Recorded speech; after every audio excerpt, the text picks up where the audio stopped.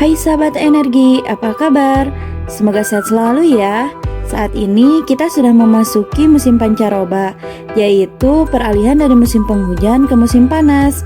Jadi cuaca sekarang ini lebih panas dibandingkan dengan cuaca sebelumnya. Jadi sahabat di rumah, jangan lupa jaga kesehatan ya.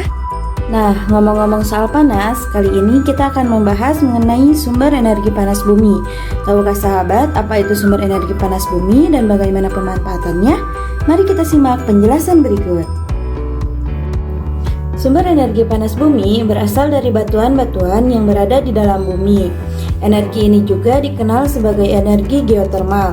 Umumnya, energi panas bumi dimanfaatkan untuk dijadikan sumber energi alternatif pembangkit listrik. Sebagai negara yang terletak di Ring of Fire, Indonesia kaya akan energi panas bumi. Saat ini, kapasitas terpasang energi panas bumi di Indonesia sekitar 2.131 MW.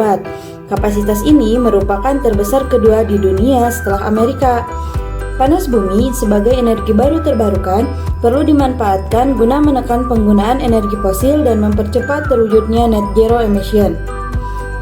Untuk mengoptimalkan energi panas bumi, pemerintah berencana membentuk Holding Geothermal Indonesia. Salah satu pemanfaatan energi panas bumi yaitu sebagai pembangkit listrik tenaga panas bumi. Secara umum, cara kerja pembangkit listrik ini sama dengan pembangkit listrik tenaga uap. Uap yang dihasilkan dari planet bumi digunakan untuk memutar turbin yang satu poros dengan rotor generator.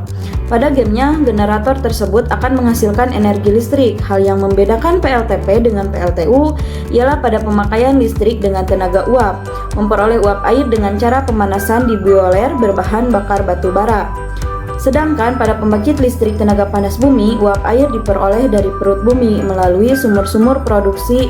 Uap air tersebut digunakan untuk memutar turbin, kemudian hasil putaran akan diumumkan menggunakan kondensan.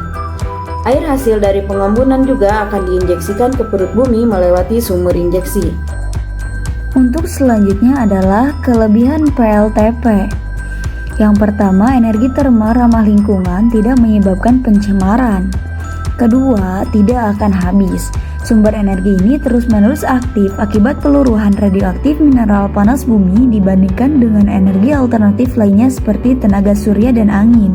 Ketiga, bersifat konstan sepanjang musim. Di samping itu, energi listrik yang dihasilkan dari geotermal tidak memerlukan solusi penyimpanan energi karena dapat dihasilkan sepanjang waktu untuk menginterupsi. Selanjutnya yang keempat, energi geotermal membutuhkan lahan dan air yang minimal, tidak seperti pada energi surya yang membutuhkan area luas dan banyak air untuk pendinginan. Ada pula kekurangan dari PLTP. Yang pertama, biaya modal yang tinggi.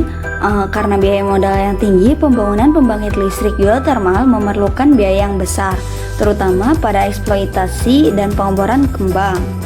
Yang kedua, tenaga panas bumi hanya dapat dibangun di sekitar lempeng tektonik, di mana temperatur tinggi dan sumber panas bumi tersedia di dekat permukaan pembangunan. Dan yang terakhir, PLTP mempengaruhi kestabilan tanah di area sekitarnya. Kawasan Indonesia yang terletak di cincin api merupakan sebuah keuntungan lokasi untuk menemukan panas bumi. Akan tetapi, pemanfaatan panas bumi sebagai pembangkit listrik masih menuai pro dan kontra dari pihak Indonesia.